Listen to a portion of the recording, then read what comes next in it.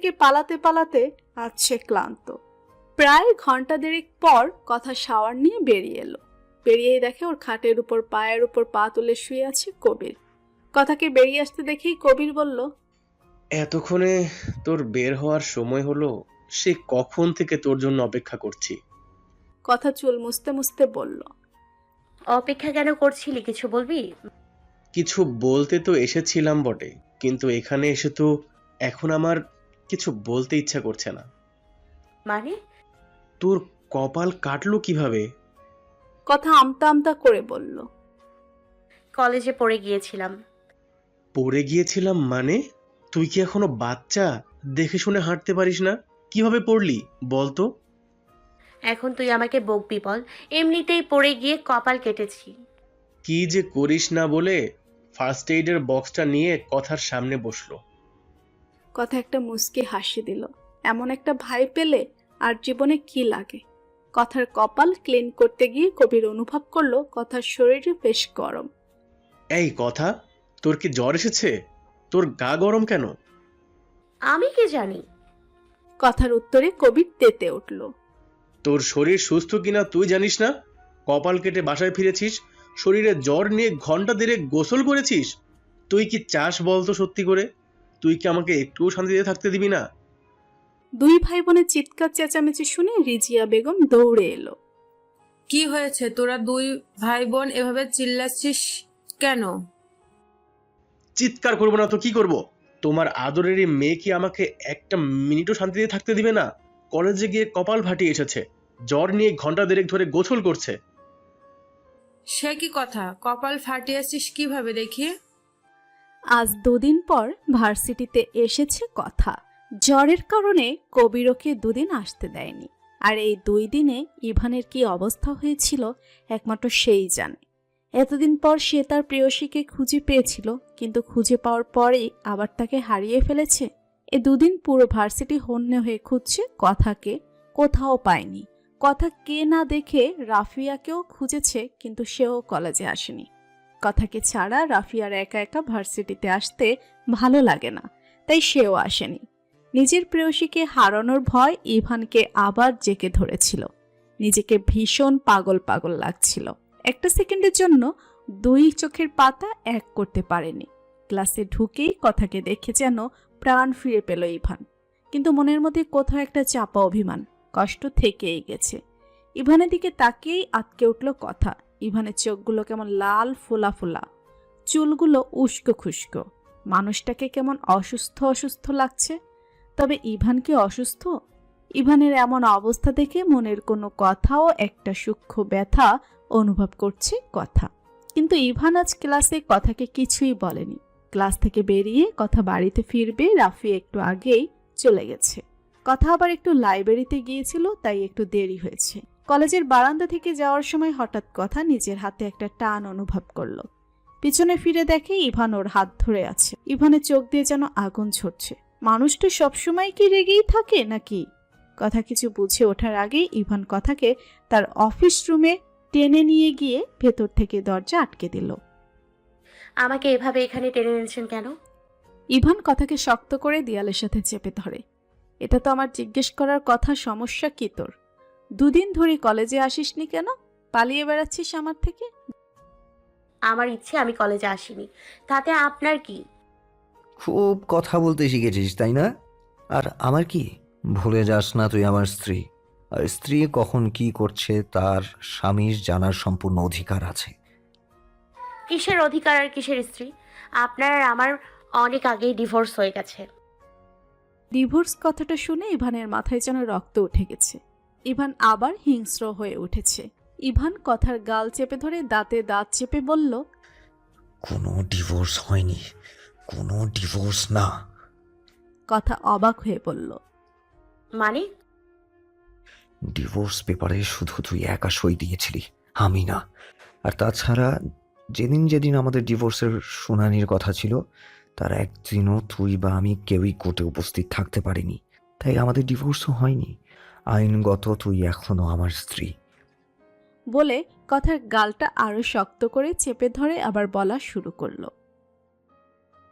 কিন্তু আমি একটা কথা ভেবে পাচ্ছি না, তোর সাহস কি করে হয়েছিল ডিভোর্স পেপারে সইটা করার? কথার গালটা এত জোরে চেপে ধরেছিল মনে হচ্ছিল এখনই গাল দুটো ভেদ করে দাঁত বেরিয়ে আসবে। কথা চাইলেও কিছু বলতে পারছে না, ওর চোখ দিয়ে শুধু অনবরত পানি ঝরছে। কি হলো, কথা বলছিস না কেন? উত্তর দে। আমাকে কেন ছেড়ে এসেছিলি? আমার ভালোবাসা কি কম পড়ে গিয়েছিল নাকি? তুই আমাকে ভালোবাসতে পারিসনি? কথা কোনো কথা বলতে পারছে না, শুধু নিজেকে ইভানের হাত থেকে ছাড়ানোর জন্য ছটফট করছে। আনসার দে ড্যাম ইট। বলেই কথাকে এক প্রকার ছুঁড়ে নিচে ফেলে দিল। এক্ষুনি চলে যায় এখান থেকে, না হয় আমি খারাপ কিছু করে ফেলবো। আমি চাই না তোর মৃত্যু আমার হাতে এই মুহূর্তে হয়ে যাক। তোর এখনো অনেক শাস্তি পাওয়া বাকি। এই ইভানকে কথার বড্ড অচেনা লাগছে। আগে তো ইভান এমন ছিল না। না না, এই ইভানকে কথা চিনে না। এই ইভান আগের ইভান না। এই ইভান হিংস্র পশুর সমান। আগের ইভান হলে কথাকে কখনো কষ্ট দিতে পারত না। কথা তড়ি ঘড়ি করে উঠে দরজা খুলে এক দৌড়ে চলে গেল। কথার যাওয়ার দিকে তাকিয়ে ইভান বলল, কেন করলে এমন তুমি? তোমাকে কষ্ট দিলে আমারও যে ভীষণ কষ্ট হয়।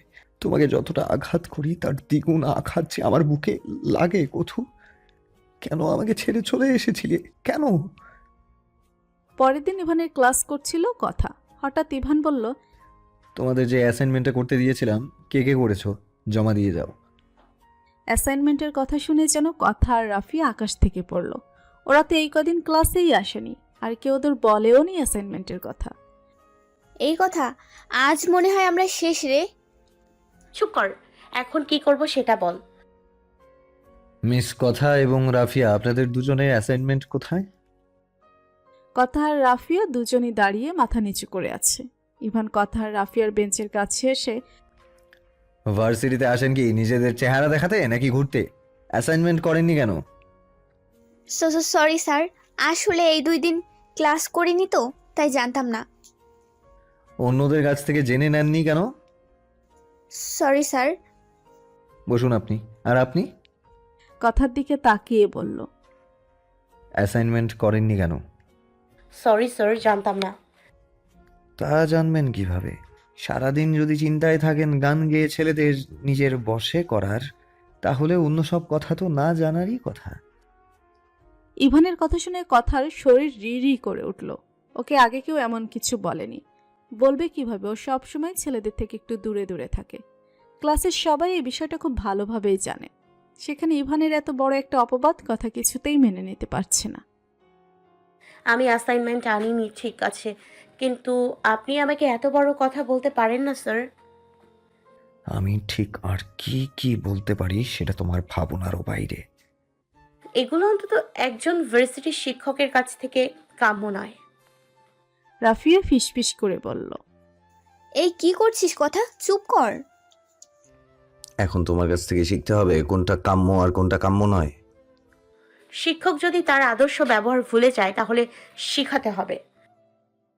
কথার কথায় ইভানের রাগ যেন চরম পর্যায়ে পৌঁছে গেছে। How dare you! তোমার সাহস হয় কিভাবে আমার মুখের উপর কথা বলার? কথা চুপ করে আছে। কি হলো, এখনো চুপ করে আছো কেন? কথা বলছো না কেন? ইভানের ধমকে পুরো ক্লাস কেঁপে উঠল। কথা এখনো চুপ করে আছে, কোনো কথা বলছে না। এতক্ষণ তো খুব কথা বলছিলে, এখন চুপ করে আছো কেন? বলে পাশের বেঞ্চ থেকে হাতে একটা স্কেল নিল। হাত পাতো। কথা সহ ক্লাসের সব ছাত্রছাত্রীরা অবাক চোখে ইভানের দিকে তাকিয়ে আছে। ইভান কি এবার এত বড় একটা মেয়েকে স্কুল পড়ুয়া ছেলে মেয়েদের মতো মারবে? কি হলো, হাত বাড়াও। কথা আস্তে আস্তে হাত বাড়িয়ে দিল। ভয় পেলে চলবে না, নিজের জীবনের সবকিছু সাহসের সাথে মোকাবেলা করতে হবে। আর কোনো কিছু থেকে পিছু ফেরা যাবে না। ইভান গায়ের জোরে স্কেল দিয়ে ঠাস ঠাস করে কথার হাতে বাড়ি মারল। কথা টাটু কোনো শব্দ করছে না, শক্ত করে হাত বাড়িয়ে দিয়ে দাঁড়িয়ে আছে। কথার হাত দুটো লাল হয়ে যেন রক্ত জমাট বেঁধে গেছে। মনে হচ্ছে একটু টোকা লাগলেই রক্ত বের হবে। তবুও কথাকে নির্বিকার হয়ে দাঁড়িয়ে থাকতে দেখে ইভানের গা যেন জ্বলে যাচ্ছে। ইভান স্কেলটা ছুঁড়ে ফেলে দিয়ে গটগট করে বেরিয়ে গেল। ক্লাসের সবাই ইভানের দিকে তাকিয়ে আছে। ইভান যে বেশ রাগী তা সবাই প্রথম দিনই বুঝতে পেরেছিল, কিন্তু ইভান যে এতটা ভয়ানক তা আজ দেখল। যে যে মেয়েরা ইভানের উপর ক্রাশ খেয়েছিল তারা এখন মনে মনে দোয়া ইউনুস পড়ছে। কলেজ থেকে বেরিয়ে রাস্তায় দাঁড়িয়ে আছে, কথা বাড়িতে যাবে। আজ একটা ক্লাস না করেই বেরিয়েছে। ভালো লাগছে না ক্লাস করতে। হঠাৎ কেউ এসে কথাকে হাত ধরে টেনে গাড়ির মধ্যে বসিয়ে দিয়ে গাড়িটা স্টার্ট করে দিল। লোকটাকে দেখার জন্য পাশ ফিরতেই কথা চমকে উঠল, কারণ ওর পাশে বসে ড্রাইভিং করছে ইভান। ভীষণ রাগ হচ্ছে ইভানের উপর। এই লোকটা আবার এখানে কেন? কি চাই এর? সমস্যা কি আপনার? কোথায় নিয়ে যাচ্ছেন আমাকে? ক্লাসে বসে মেরে মনের স্বাদ মেটেনি আপনার? ইভান কোনো কথা বলছে না, সামনের দিকে তাকিয়ে মনোযোগ দিয়ে গাড়ি চালাচ্ছে। ভাবটা দেখে এমন মনে হচ্ছে ওর আশেপাশে আর কারো কোনো অস্তিত্ব নেই। ইভানের এমন ভাব দেখে কথার গা জ্বলে যাচ্ছে। ইচ্ছে করছে এই লোকটাকে এখনই এই চলন্ত গাড়ি থেকে ধাক্কা মেরে ফেলে দিতে পারত। কথা বলছে না কেন? গাড়ি থামান, নামবো আমি। হঠাৎ ইভান একটা নির্জন জায়গা দেখে গাড়িটা থামিয়ে দিল। এমন জায়গায় গাড়ি থামাতে দেখে কথা আরো কিছুটা ভয় পেয়ে গেল। এমন একটা জায়গায় কথাকে মেরে গুম করে দিলেও কেউ টের পাবে না। আর ইভানের আচার আচরণও তেমন ভালো ঠেকছে না। যে কোনো সময় যে কোনো কিছু করতে পারে। এই ইভানের সাথে আগের ইভানের কোনো মিল নেই। কথা একটা ঢোক গিলে বলল, এখানে গাড়ি থামালেন কেন? আমি আমি বাড়ি যাব। ইভান কোনো কথা না বলে কথার হাতটা টেনে নিয়ে পকেট থেকে একটা মলম বের করে পরম যত্নে কথার হাতে লাগিয়ে দিতে শুরু করলো। ইভানের এমন ব্যবহারে কথা যেন অবাকের চরম সীমায় পৌঁছে গেছে, কিন্তু পরক্ষণেই মেসেজটা বিগড়ে গেল। আদিক্ষেতা দেখাতে হবে না। জুতো মেরে গরুদান করছেন? এইসব নাটক আমার সাথে করবেন না। ইভান কোনো কথা না বলে নিশ্চুপভাবে কথার হাতে মলম লাগিয়ে দিচ্ছে। কথা এবার যেন নিজের কান্না ধরে রাখতে পারছে না। আসলে আপন কেউ একজন আমাদের সাথে খারাপ কিছু করলে যতটা না কান্না আসে, তার থেকে বেশি কান্না আসে যখন সে আমাদের মান ভাঙাতে আসে। কথার অবস্থাও হয়েছে তেমন। কথা হু হু করে কেঁদে দিল। কথা কেঁদে কেঁদে বলল, আপনি এমন কেন করছেন আমার সাথে? অতীতে আমাকে, আমার পরিবারকে এত শাস্তি দিয়ে হয়নি আপনার? এখন আবার কেন এত শাস্তি দিচ্ছেন? আপনি চাইলে আমি আপনাকে ডিভোর্স দিয়ে অনেক দূরে চলে যাব। ইভান এতক্ষণ যাও একটু শান্ত ছিল। নিজের প্রেয়সীকে করা আঘাতের যন্ত্রণায় নিজেই জর্জরিত ছিল। কিন্তু এই ডিভোর্স আর কথার আবার চলে যাওয়ার কথা শুনে ইভানের মাথায় আবার ধপ করে আগুন ধরে গেল। ইভান এক হাত দিয়ে কথার কোমর ধরে টেনে নিজের কাছে এনে অন্য হাত দিয়ে কথার গাল চেপে ধরল। ইভান দাঁতে দাঁত চেপে বলল, চুপ করে আছি বলে ভালো লাগছে না তোর? আর কি বললি, ছেড়ে যাবি? আর কখনো যদি আমাকে ছেড়ে যাওয়ার কথা চিন্তা করিস তাহলে একদম মেরে দেব। তুই জানিস না তুই আমার শেষ ঠিকানা? তুই যদি আমাকে ছেড়ে চলে যাস তাহলে আমি কোথায় যাব? এই পৃথিবীতে আমার মতো ঠিকানাহীন মানুষের অস্তিত্বটাই হয়তো হারিয়ে যাবে তখন। বলে কথাকে ছেড়ে দিয়ে গাড়িতে স্টার্ট দিল। কথা ফেল ফেল করে ইভানের দিকে তাকিয়ে আছে। ইভান ঠিক কি বলল সবটাই কথার মাথার উপর দিয়ে যাচ্ছে। আসলে কিছুদিন ধরে ইভানের করা ব্যবহারগুলো আর আজকে ইভানের বলা কথাগুলো কিছুতেই মেলাতে পারছে না কথা। তবে মাত্র বলা কথাগুলো বলার সময় কথা ইভানের চোখে আগের মতো সেই হিংস্রতা দেখতে পায়নি, বরং এবার ইভানের চোখের মধ্যে লুকিয়েছিল একটা চাপা কষ্ট, কাউকে হারিয়ে ফেলার আর্তনাদ। ভার্সিটির সামনে এসে গেছি, নামো। কথা তাকিয়ে দেখলো সত্যি ভার্সিটির সামনে এসে গেছে। মাথার মধ্যে হাজার কথা চিন্তা করতে করতে কখন যে ভার্সিটির সামনে চলে এসেছে কথা খেয়ালই করেনি। কথা চটজলতেই গাড়ি থেকে নেমে দাঁড়ালো, কারণ এক্ষুনি কবির ওকে নিতে আসবে। কবির এসে যদি ওকে না পায় বা ইভানকে দেখে ফেলে তাহলে নির্ঘাত একটা রক্তারক্তি কাণ্ড ঘটিয়ে ফেলবে। তারপর যদি আবার আজকের কলেজের ঘটনা জানতে পারে তাহলে তো কথাই নেই। যেমন ইভান তেমন তার ভাই, কেউ কারো থেকে কম না। দুইটাই রাগের গোডাউন। ওদের দুজনের রাগ যদি একসাথে করা যায় তাহলে দ্বিতীয় বিশ্বযুদ্ধ জাপানে হিরোশিমা নাগাসাকিতে মারা পারমাণবিক বোমার থেকেও ভয়ঙ্কর বোমা বানানো যাবে। কথা ভার্সিটির সামনে দাঁড়িয়ে অপেক্ষা করছে কবিরের জন্য। কবির এসে কথার সামনে বাইক থামিয়ে নেমে ভার্সিটির মধ্যে উকিঝুঁকি দেওয়া শুরু করেছে। কিরে, ভার্সিটির ভেতরে কি দেখছিস অমন উকি ঝুঁকি দিয়ে?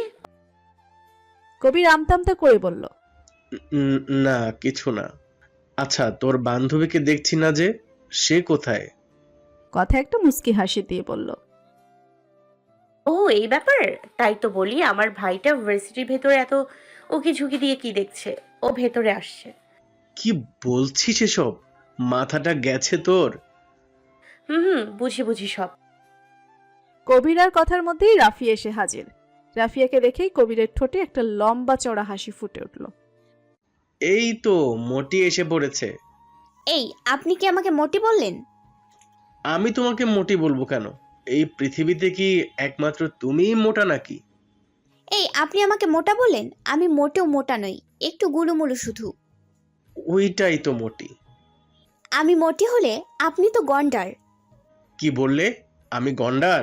তোমার সাহস তো কম না। বলেছি, বেশ করেছি। এতক্ষণ ধরে এদের ঝগড়া শুনতে শুনতে কথার কান ছালাপালা হয়ে গেছে। এমনি ওর মাথায় টেনশনের নেই অভাব, তার মধ্যে এই উজবুক দুটো ওর সামনে দাঁড়িয়ে সামনে ঝগড়া করেই যাচ্ছে। শেষ পর্যন্ত কথা বিরক্ত হয়ে বলল, উফ, থামবি তোরা? আমাকে বলছিস কেন? তোর ভাই তো সেই কখন থেকে পায়ে পা লাগিয়ে ঝগড়া করে যাচ্ছে, দেখতে পাচ্ছিস না? কবির একটু এগিয়ে রাফিয়ার কানের কাছে গিয়ে ফিসফিস করে বলল, একদিন বাসায় এসো, দেখিয়ে দেব আমি ছেলে নাকি মেয়ে। একটু সময়ের জন্য রাফিয়ার মাথা হ্যাং হয়ে গেল। কি বলে গেল কবির? কবিরের কথাটা যখন রাফিয়া বুঝতে সক্ষম হলো, কবিরের দিকে তাকিয়ে দেখে কবির ওর দিকে তাকিয়ে বাঁকা হাসছে। রাফিয়া মূর্তির মতো সেখানেই দাঁড়িয়ে আছে, ওর কানে শুধু কবিরের কথাটাই বাজছে। লজ্জায় ওর গাল আর কান লাল হয়ে গেছে। কবির বাইকে উঠে বাইকে স্টার্ট দিয়েছে, কবিরের পিছনে কথাও উঠে বসেছে। সেদিকে রাফিয়ার কোনো খেয়াল নেই, সে এখনো মূর্তির মতো দাঁড়িয়ে আছে।